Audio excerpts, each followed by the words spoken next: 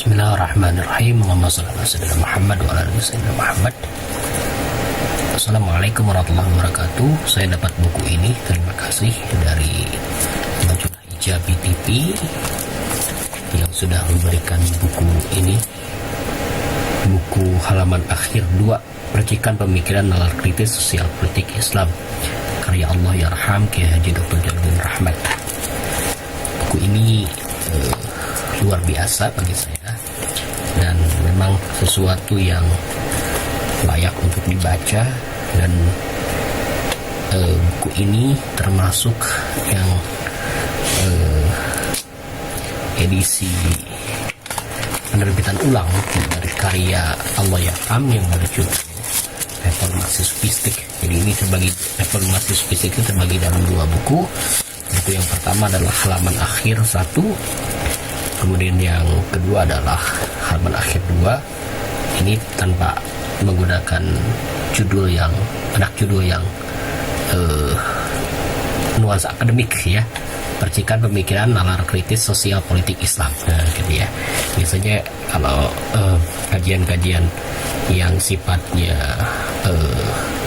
santapan umum, Allah Yarham itu tidak melabelkan judul-judul yang akademik, tapi yang akademik itu nanti kalau di buku-buku yang agak serius seperti buku komunikasi, psikologi dan sebagainya, atau filsafat mungkin ya. Tapi buku-buku yang terkait dengan pemikiran keislaman itu sangat khas sekali kalau Allah Yarham itu menyampaikannya dengan bahasa yang umum, yang mudah dipahami. Nah, termasuk dalam buku ini, kalau kita buka aja misalkan di halaman-halaman dalamnya itu judul-judulnya yang memang catatan-catatan untuk majalah, untuk media. Jadi misalkan ihwal uang, ini cerita tentang uang, kemudian juga Bapak tolong tuh, ini tentang cerita tentang orang yang di kampung gitu ya, yang tentang TKW di sini. Kemudian juga tentang bangkrut di masa Renasens, dengan tali dulu para pedagang masang bangku, jadi kalau bangkrut itu nanti orang dipotong tangannya dan sebagainya. Itu tentang nikmat Allah, jangan-jangan di sini sebutnya kayak itu ya. Titanic tuh, tentang Titanic dan sebagainya. Jadi memang sangat khas ya kalau tulisan-tulisan Allah Yarham itu nuansanya ringan, tidak berat, kemudian bisa dicerna dengan sebaik-baiknya. Misalkan tulisan-tulisan di sini ada Titanic, jangan-jangan, bangkrut, Bapak tolong, ihwal uang, wabah egoisme, silaturahim, tahun alienasi, catatan akhir tahun, win-win, labelisasi halal, mistikus korporasi, itu ya.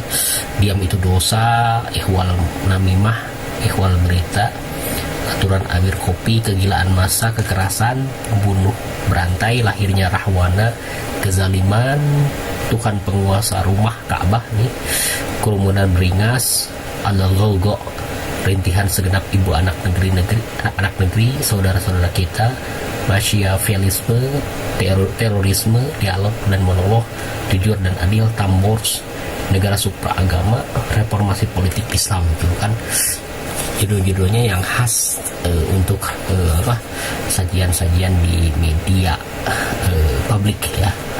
Nah, gitu. Cuman di sini nanti ada tambahan appendix ini, yang tampaknya yang barunya itu Islam dan Islamisme. Ini Basam TV ya, pemikiran Basam TV yang kemudian pernah dituliskan oleh guru kita Allah Yarham. Kemudian fundamentalisme Islam, mitos dan realitas, Islam di Indonesia, masalah definisi, Islamisme dan Pancasila, epolog, bukan halaman akhir. Nah, ini catatan-catatan yang tampaknya perlu kita kaji kembali, pahami. Mudah-mudahan pasti ada hal-hal yang menjernihkan pikiran kita.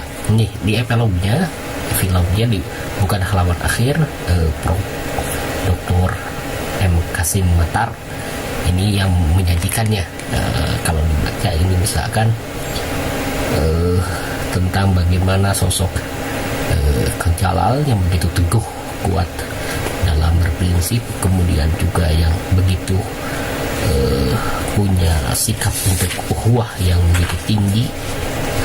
Tentu saja ini diapresiasi sama beliau, karena beliau juga sebagai orang yang ada kontribusinya pada Allahyarham terkait dengan kelulusan beliau di pasca sarjana Alauddin yang doktor kedua ya tentang pemikiran Islam.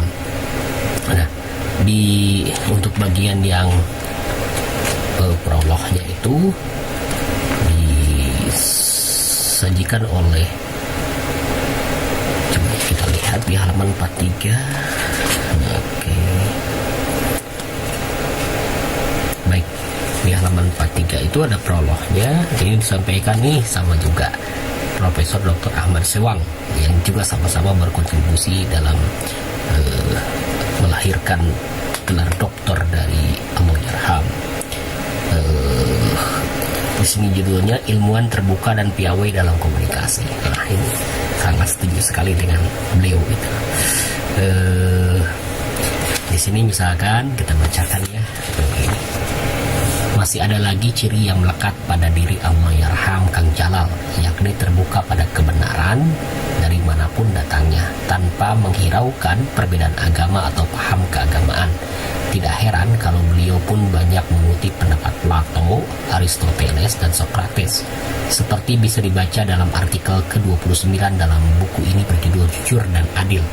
Beliau seakan ingin mempraktikkan sabda Nabi Muhammad SAW, hikmah atau kearifan adalah barang hilang milik seorang mukmin. Dimanapun ia menemukannya, dialah yang paling berhak mendapatkannya. Oke, jika 9 Jujur dan Adil pada halaman 199.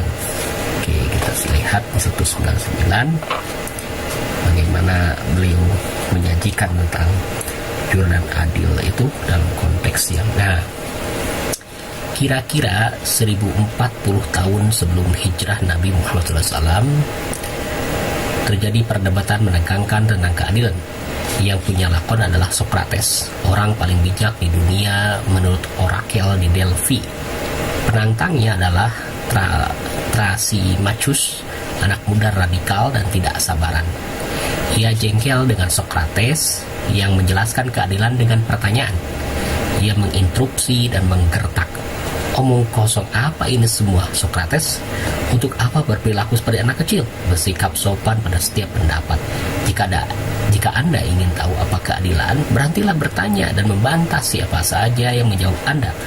Anda tahu persis, lebih mudah bertanya ketimbang menjawab. Anda harus memberikan jawaban. Katakan, apa itu keadilan? Dengan sabar, walau agak panik, Socrates menjelaskan bahwa ia sendiri tidak tahu apa itu keadilan. Ia sedang berusaha keras menemukan jawabannya. Untuk itu, ia harus bertanya dan bertanya. Thrasymachus meradang. Jadi, inilah kearifan Socrates. Ia tak mau mengajari orang sedikit pun, kecuali berputar-putar mengambil pelajaran dari orang lain, tidak berterima kasih lagi. Memang benar, Thrasymachus, saya belajar dari orang lain. Tetapi tidak benar kalau saya tidak berterima kasih. Saya sangat dermawan dengan pujian. Inilah satu-satunya balasan yang dapat saya berikan, karena saya tidak beruang. Sebentar lagi bakal Anda lihat bagaimana mudahnya saya memuji jawaban yang baik, karena saya yakin jawaban yang akan Anda berikan pasti baik. Dengar kalau begitu, kata dia. Saya bilang, keadilan atau kebenaran hanyalah apa yang terjadi menjadi kepentingan golongan lebih kuat. Sekarang mana pujian Anda itu? Saya sudah tahu Anda akan membantah jawaban ini. Setiap jenis pemerintahan menjalankan hukum untuk kepentingan penguasa. Pada pemerintahan demokrasi, hukum demokratis, pemerintahan tirani, hukum tiranis, dan seterusnya. Dalam menetapkan hukum itu, mereka menetapkannya dengan jelas bahwa apa yang benar bagi rakyat adalah apa yang menjadi kepentingan penguasa. Siapa yang menyimpang dari sini dihukum sebagai pelanggar dan penjahat. Inilah yang saya maksud bahwa yang benar sama saja di semua negeri. Kepentingan pemerintah berkuasa. Pemerintah adalah unsur terkuat di setiap negeri. Jadi kita berdalil dengan benar bahwa yang benar selalu sama kepentingan pihak yang lebih kuat. Ini disebutkan, ini cantumannya dari Plato, bukunya Republik gitu ya. Nah, ini wacana yang disampaikan oleh Allahyarham terkait jujur dan adil itu. Segitu aja yang bisa kita sampaikan. Terima kasih kepada Majulah. Hijabi TV yang sudah mengirimkan buku ini. Terima kasih. Mudah-mudahan bermanfaat, insya Allah nanti dibaca dan ya sesekali nanti di review juga. Terima kasih. Aku qouli hadza wa astaghfirullah li wa lakum wa ma taufiqi illa billah alaihi tawakkaltu wa ilaihi unib. Assalamualaikum warahmatullahi wabarakatuh.